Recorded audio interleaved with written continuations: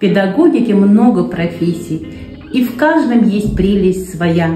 Но нет благородней, нужней и чудесней, чем та, кем работаю я. Я работаю учителем-логопедом. С 1998 года я работаю с детьми с нарушениями речи. Мой педстаж 27 лет.